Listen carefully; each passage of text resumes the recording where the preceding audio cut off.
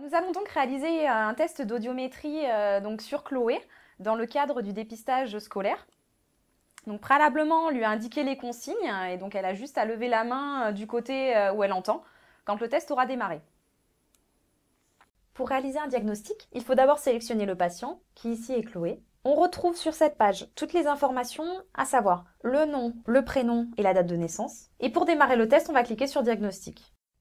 Nous allons ici faire un test en mode dépistage automatique qui permet de réaliser un seuil auditif à partir de 20 dB afin de déceler en moins de 2 minutes les problèmes auditifs nécessitant une consultation par la suite.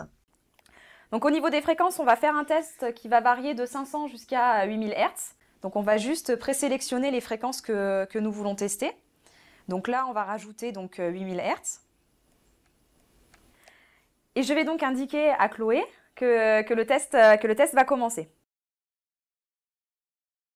L'indicateur rouge vous permet de savoir quand la stimulation a lieu. Il est possible de refaire la stimulation en cliquant sur Relancer. On indique ici qu'elle n'entend pas le son et la puissance sonore augmente automatiquement.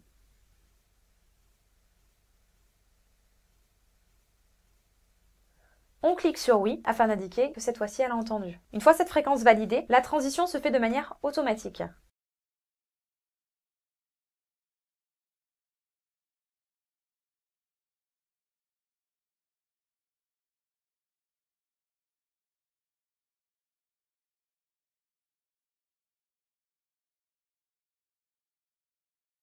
Une fois que le test est terminé, un tableau présentant les résultats apparaît où il est affiché le bilan de l'oreille gauche et de l'oreille droite sur les différentes fréquences que nous venons de tester.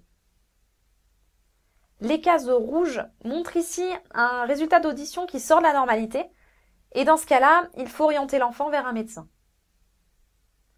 On peut aussi afficher les résultats sous forme d'un graphique. La courbe rouge représente les mesures faites sur l'oreille droite et la courbe bleue, celle de l'oreille gauche. Maintenant que le test est terminé, il suffit de le sauvegarder en cliquant sur Sauver. Ce dernier est alors enregistré sur la carte mémoire de l'appareil.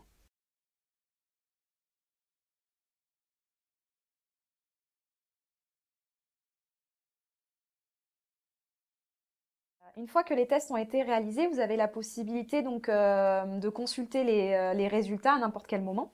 Il suffit donc de retourner sur la fiche, par exemple de Chloé, d'aller dans la partie consultation, de cliquer sur le test qui vous intéresse, et vous retombez exactement sur les mêmes résultats que vous avez eus à la fin du test, à savoir donc le tableau avec tous les résultats, et aussi donc la partie graphique.